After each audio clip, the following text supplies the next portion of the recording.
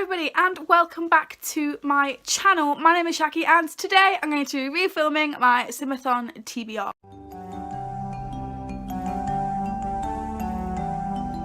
So about a week ago I actually filmed this originally and then I lost the footage, so I'm going to be refilming this. But I'm going to be taking a part in the Sims-a-Thon, which is running from June 1st to June 30th, the entire month of June. I thought that this was just my calling. It seems like my kind of readathon.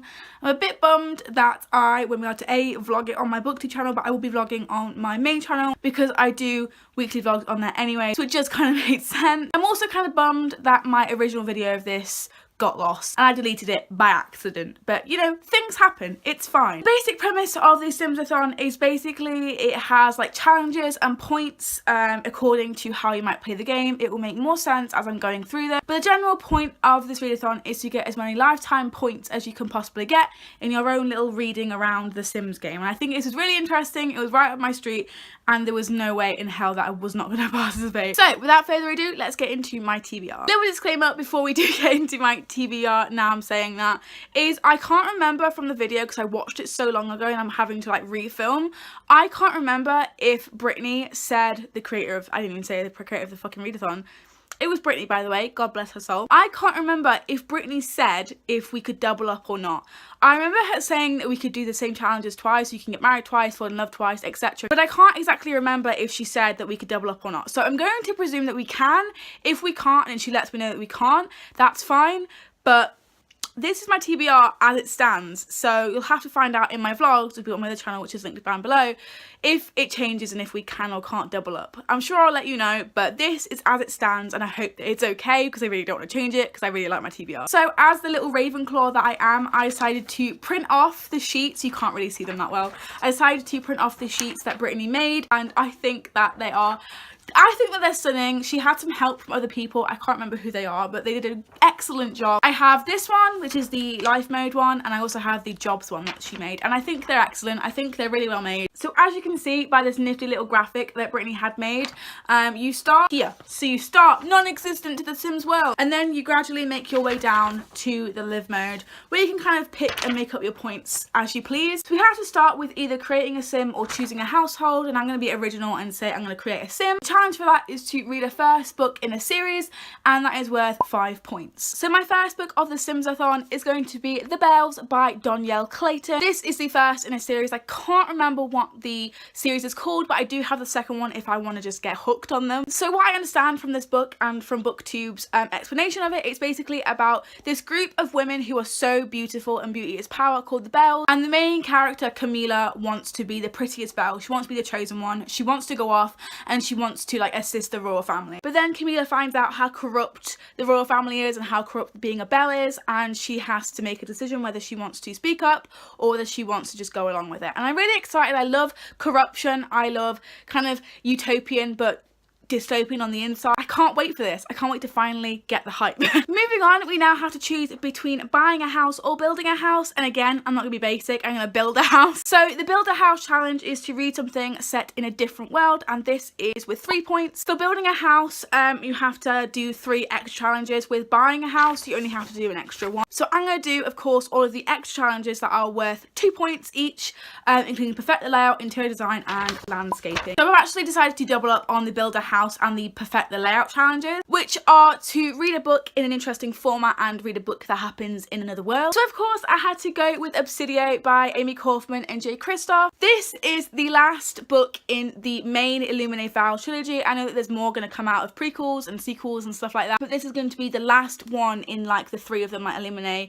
Gemina and Obsidio, and I honestly cannot wait. I can't really say a lot about this, A, because it is the 3rd book in a series, and the fact that it's really confusing, and the fact that everything is a spoiler. But all I'm going to tell you is that it does happen in another world. It's basically a war in space, basically. That's the gist. And the interesting format comes in its mixed media. So we have loads of interviews, loads of like layout of ships, emails. The next challenge to build a house is interior design. And this challenge again is worth 2 points to read a book with a pretty cover. For this one I'm going to go with The Weight of the Water by Sarah Crossan. I was going to read this for the Zodiac-a-thon for the same reason. You have the raindrops, you have the bag, very omnibus, very enigmatic, I don't know. it's suspense in it. It's going to take me no time at all, and I really can't wait to get into it finally. The last Build a House challenge is landscaping, again worth 2 points, and this challenge is to read a book with something nature on the cover. Something from nature on the cover. For this one I'm going to be going with Life is Strange Dust, which is a graphic novel, comic book kind of thing of the video game Life is Strange. There's no way I'm going to be able to remember and pronounce all of these names correctly, so it is by Emma Visili, Claudia Leonardi and Andrea Izzo. It also has loads of nature on the cover, so it has some birds here. We've obviously got the water. Max and Chloe count as nature because they're humans, you know, nature. And we've got the sun, the rocks and leaves, and there's lots of nature bits on here. And when I noticed this, because I really want to read this soon, I literally yelled and I was like, yes, I can read Life is Strange. So this is gonna be my pick for landscaping. Now on to live mode, which is this section of the little handout that we have. I decided to take Brittany's advice like I would in my actual Sims game and get a job before you do absolutely anything. So this is the little handout for the job specifically. If you haven't seen it yet, I will link the Google Docs thing in the description because it might be a little bit hard to see. We have loads of options for jobs. We have astronaut, athlete, business, criminal, culinary, cooking, entertainer, painter, secret agent, style influencer, tech guru and writer. They all come with their own challenges and their own little point guide. I have picked to go with entertainer, which is down here and is worth 3 points. Challenge for this book is to read a book featuring music or movies. Again, I'm not sure, I can't remember if Brittany said we were allowed to double up or not, but I have decided to double this up with the Fall in Love challenge, which again is worth 3 points, and you have to read a book that features a romantic element. If you have been on my channel for a long time, I'm sure when you hear me talk about a book with movies in it and love, you think of It Only Happens in the Movies by Holly Bourne. Yes, I will finally be reading this after a whole year of not reading it. This is basically about Audrey, who is really critical of the way that women and relationships are represented in movies. She's at college and she decides to write her dissertation for her film studies class all about relationships and how Hollywood represents them in the wrong way. It's a really good book that's both lighthearted, critical and serious in the most important moments, and Audrey is a kick-ass feminist icon as a protagonist. So now we've got a job and we've fallen in love. The thing that makes most sense to me to come next is for me to focus on my job, to focus on everything that I want in life and get a promotion. So the promotion prompt is worth 3 points, and that is to read a 5-star prediction. I have decided to go with Radio Science by Alice Oseman. I fucking hate this cover. And the other day I saw the cover that I wanted of Radio Science, that it said that it was going to come as, and then ended up coming as this one on sale in Waterstones, and I was like, I have been robbed. So I'm not actually sure what Radio Science is about, and I kind of want to keep it that way. But the reason why I think that I'm personally going to give this a 5 out of 5 stars is because it has so much rave on the internet, and I've heard that it's about kids who aren't doing as well in school and the fact that education isn't your worth, and I really am behind that. Although I am a Ravenclaw, like I said earlier, and like I made it very clear with printing off these and being perfect, and I also kind of excel now in academic spaces, I really do stand behind the fact that your education does not determine how smart you are. Not everyone has to go to university or college. You're fine as you are. And I've heard people say that that's the kind of norms and values and premise that Radio Science follows, with some mental health mixed in there as well. And it just seems like right up my street. I get the vibes from my job that I'm a comedian. I don't know why. Just entertainer doesn't really spring like singer to me. Entertainer kind of makes me think of like comedians and like drag queens and stuff. So I reckon that I'm an entertainer in the fact that I am a comedian. So I've maybe got my own Netflix show at this point. I got a promotion, and now I think it's time to give me wife a baba. A baby. Have a Baby is just here with its 5 points in total,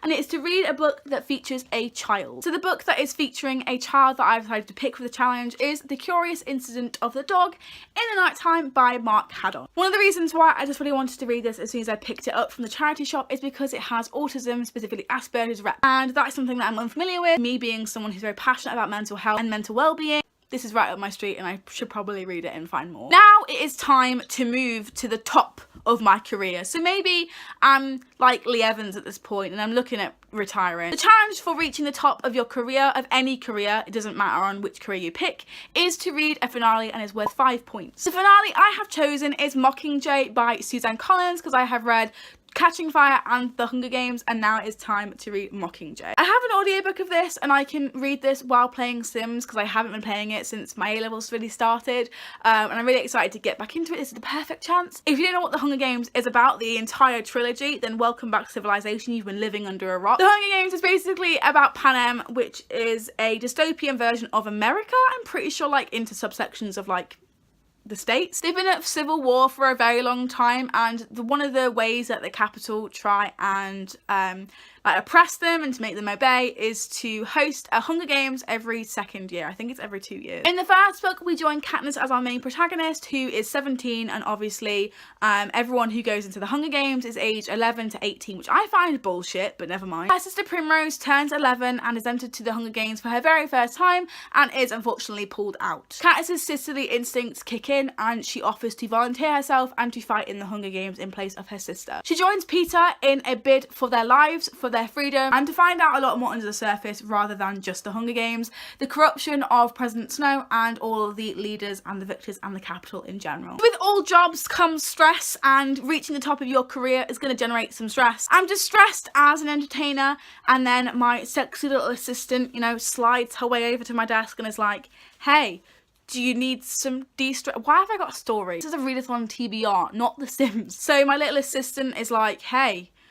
hotshot comedian, do you want me to give you a massage so that you calm down? And I'm like, yeah, this is innocent. And then we just have an affair, you know, it's just how things go. So I'm gonna basically have an affair. The only reason why I'm having an affair, I'm not a cheater in real life. I think that it gives drama to certain Sims games because they can be fucking dry without an affair. And also the fact that it's worth a lot of points in this readathon, so I decided to just go and do it. I'm not a horrible person, I promise. So to have an affair, I have to read a book that features a breakup. As I was Googling, I noticed that my sister's favourite book ever had a breakup in, and that is Beautiful Disaster by Jamie Maguire. I have been told that I'm not gonna like this book, but I'm willing to give it a shot because it's gonna earn me 5 points in the readathon. So after I have had the affair with my assistant and my wife has left me and took the kids, I'm really sad now. I decided to just go ahead and I am just trudging along with my job. I'm making people laugh, making people smile no matter how shit I feel on the inside, and I end up falling in love with an audience member. So I'm gonna have to fall in love again, which means I'm gonna have to find a book with more romantic elements. This is 3 points again, and I'm also gonna get married in the same thing as well. I'm gonna combine the marriage and the falling in love because we're so desperate, because we're getting old. The prompt for marriage is worth 5 points, and it is to read a book with an established couple within it. Again, I'm not sure if we're allowed to double up, but if I am, I'm going to be reading Simon vs. the Homo Sapiens Jenna by Becky Albertalli. I know what you're thinking. You're thinking, Shakira, Blue and Simon are not established. They're teenagers. Wrong, okay? I'm not going for Blue or Simon. I'm going for Simon's parents. They are the cutest. That romance in this book is so underappreciated. His dad makes his wife, aka Simon's mother, a video for their anniversary of like home videos with loads of like cool music and montage. I would say they're an established couple, okay? That is why I picked this for the marriage one. And obviously it has romantic elements because it's about an LGBTQ+ teen. Now my Sims life has come to an end and I'm going to meet my death. I'm going to meet the Grim Reaper. This is also worth 3 points, and it is to read a book that has the themes of death or something to do with death in it. This one I decided to go with It's Kind of a Funny Story by Ned Vizzini. This has huge trigger warnings for suicide and mental health, and it's actually pretty sad because Ned Vizzini actually did die by suicide back in 2014. I want to read this to remember him, even though I didn't know him explicitly when he was alive. I'd heard of him, but I didn't exactly like read anything of his work or like interact with him in any kind of way. I just want to read this to remember him and to let him know that he was loved and he was cared about no matter what his brain told him or what his disease had him believing. Now to finish the readathon off with a little bit of a light note, we're going to turn into a ghost, and this is just worth 1 point. It's just something really stupid that I decided to add on the end, and this is to read a spooky book. This one I'm going to be reading Girl of Nightmares by Kenda Blake. This is the sequel to Anna Dressed in Blood. It's basically about our protagonist Cass, who is a demon hunter. He has hunted many demons in his time and comes across Anna's story, and she's been killing people. She's been being really vicious. Until he gets there, Cass reckons that he can send her off to a happy place and revoke her. But when he gets to Anna, he finds her heartbreaking story and finds why she is killing these kids the way that she is. It has been a while since I read Anna Dressed in Blood, and I really didn't want another reread on here, so I did decide to read Girl of Nightmare. I might just go ahead and choose to read Anna Dressed in Blood anyway, because there's gonna be no point in me reading the sequel if I can't remember what happens in the first one. So I might switch this out with the first one in the actual readathon, but this one is going to be my read for now. That is it for my official Sim-a-Thon TBR, but I do have Reading with Seasons in June, which is going to be in the Sims-a-Thon. So if you didn't know what Reading with Seasons is, I will go and link the TBR video I did down below a couple of weeks ago. But it's basically a seasonal 24-hour readathon that me and my friend Waverly over at Waverly Reads host every single season, and it's happening on the 16th of June. Obviously that is over halfway through the readathon, and I'll have read a substantial amount of my TBR by then, even adding some extra books here and there. But I wanted to add some of the Sim-a-Thon challenges, the little ones are worth like 1 or 2 points, just so I'm reading for Reread Seasons and also generating points at the same time. So for these miniature bonus points for Reread Seasons, I've decided to go with the following. Bubble Bath, which is worth 2 points, and that is read a book over 400 pages. I'm going to attach Beartown to this one. It's already on my Reread Seasons TBR. It is well over 400 pages. Bills, and that is to read a recent purchase. When I filmed this originally, this was my recent purchase, but I have since bought books since then. I actually have my recent purchase already in the readathon. That is the Life is Strange graphic novel. So I kind of will be fulfilling this anyway. Georgia Peaches, I bought this specifically for Reread Seasons. When I originally made the original video, because I filmed the Reread Seasons and the SimsAthon TBR the first time, this was my most recent purchase at that point. And the last final challenge that I'll be completing through Reread Seasons and generally in the SimsAthon is to eat a cookie. That is worth 1 point, and it is to read a book under 200 pages. I decided to pair Saga up for this one. This is a graphic novel that is under 200 pages, obviously, because it is a graphic novel, just so I get 1 point for reading it. And there we have it. There is my SimsAthon official TBR that I have filmed for the second time round. Hopefully I don't lose this footage this time around. Thank you so much for watching my second take of the SimsAthon TBR. If you liked it, please give a massive thumbs up and subscribe. Please let me know in the comments if you are taking part in the SimsAthon, and let me know your TBR as well. If you have a TBR video, then please link it in the comments or message me it. I really don't mind. I will see you next week for a brand new video. Bye! You've got a face for a smile, you know. A shame you're wasted when you're breaking me slowly. But I've got a world of chances.